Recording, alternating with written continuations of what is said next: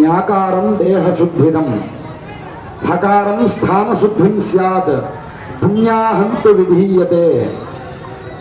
పుణ్యాహము అనేటువంటి 3 అక్షరములలో పు అనేటువంటి అక్షరము మనం చేసుకున్నటువంటి పాపాన్ని హరిస్తుంది అని, పుకారం పాపనాశిం స్యాత్ న్యాకారం దేహశుద్ధిదం.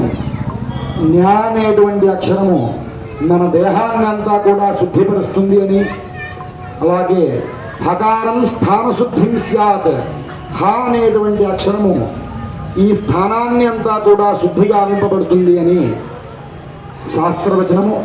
ఈ విధంగా 3 కలశలు ఏర్పాటు చేసుకుని 3 కలశలలోనూ బ్రహ్మ విష్ణు మహేశ్వరులను ఆవాహన చేసుకుని వేదంలో చెప్పబడినటువంటి వారుణ మంత్రములతో ఆ యొక్క మంత్ర జలాన్ని అభిమంత్రణ చేసి గ్రామోత్సవాన్ని నిర్వహించుకొని వచ్చినటువంటి మన ఉత్సవమూర్తుల మీద ఆ జలాంతో సంప్రోక్షణ చేసి అనంతరం అమ్మవారిని కూర్చుండబెట్టినటువంటి ఆ యొక్క పీఠార్చనకు, ఆ యొక్క పీఠానికి అర్ఘ్యజు సామాధర్వణ వేదములను కృతయుగ త్రేతాయుగ ద్వాపరయుగ కలియుగాది 4 యుగములను ఆవాహన చేసి అమ్మవారు కూర్చున్నటువంటి సింహాసనంను నవరత్న ఖచ్చిత హేమ సింహాసనముగా మంత్రపూరితముగా మార్చి అనంతరం అమ్మవారికి అష్టోత్తర శతనామార్చన కార్యక్రమాన్ని నిర్వహిస్తున్నారు.